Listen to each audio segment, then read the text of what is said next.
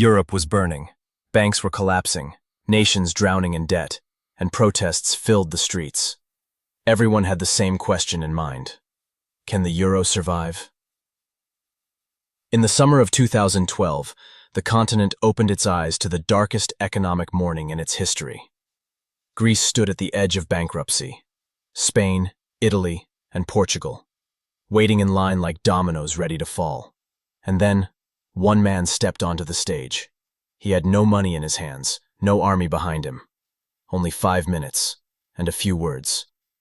But those words would completely change the fate of a continent. This is the story of the 5 minutes that saved an economy. When the 2008 financial crisis crossed the Atlantic and hit Europe, the continent's bloodstream of confidence began to freeze. Back then, the European Union wasn't just a political project, it was a symbol of hope. 27 countries had chosen to unite under a single currency, the euro. But there was one truth everyone overlooked. Different economies living under the same currency would eventually lose their rhythm. Germany was growing stronger, while Greece and Spain were surviving on debt. In 2009, when the truth about Greece's budget deficit was revealed, the domino effect began. Interest rates soared. Countries couldn't find credit. Banks stopped lending to each other. By 2011, Europe was no longer a financial climate. It had turned into a battlefield. After Greece, Italy's bond yield hit 7%. That number meant only one thing: bankruptcy was near.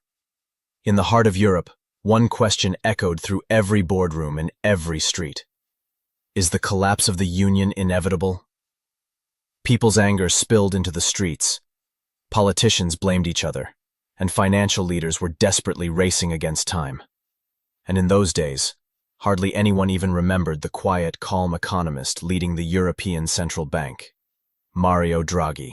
Draghi was an Italian technocrat, former head of the Bank of Italy, a man who had once worked at the IMF. He was used to watching crises from a distance, but this time, the crisis was knocking on his own door, and the fate of European history would be decided within just a few months, either restored or completely destroyed. July 26, 2012. London. The Global Investment Conference begins.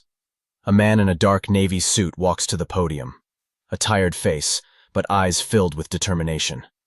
Mario Draghi. At that moment, Europe's markets were on the verge of collapse. Investors were dumping bonds, interest rates were soaring, and the euro was falling fast. The global media waited in silence. What will the European Central Bank do? Draghi began to speak. His tone was calm, his words carefully measured. And then came the moment that would go down in financial history. Within our mandate, the European Central Bank is ready to do whatever it takes to preserve the euro. And believe me, it will be enough. For a few seconds, the room was silent. Then it exploded. Tweets, headlines, breaking news alerts. Whatever it takes.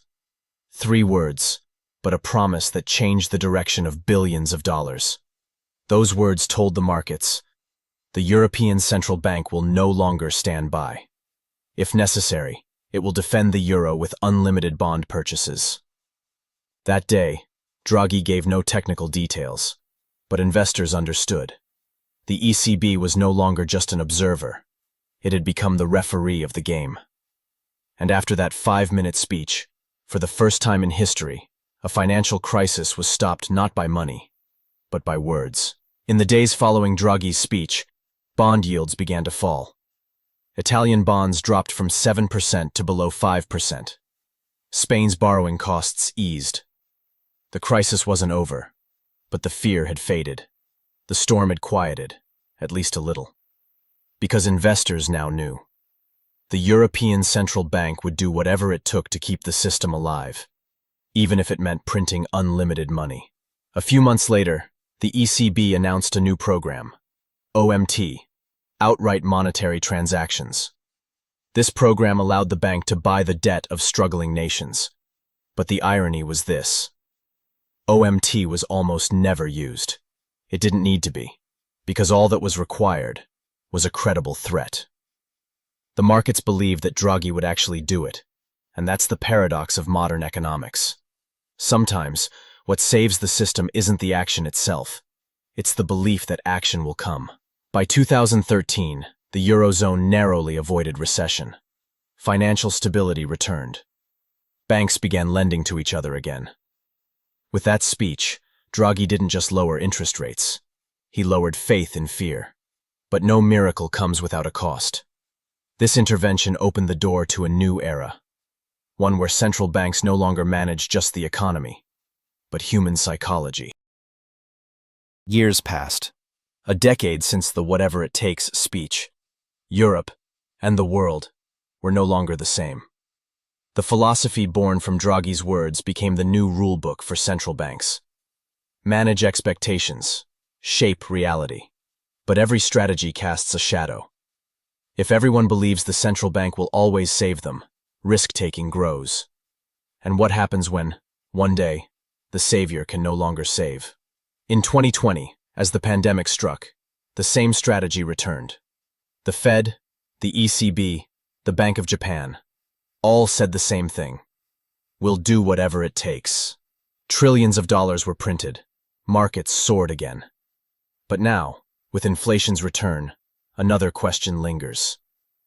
Did we truly rebuild confidence, or merely delay the inevitable? Today, Mario Draghi has stepped back from the spotlight, but his 5-minute speech in 2012 remains one of the most defining moments in modern economic history. Because that day, more than just a currency was saved. An idea was saved. Economies stand not on numbers, but on credibility. And sometimes, one person's voice can change the fate of a trillion-dollar continent. This was the story of the 5 minutes that saved an economy. A story of money, trust, and words. Because in the world of finance, every crisis begins with belief, and every recovery begins with a convincing voice.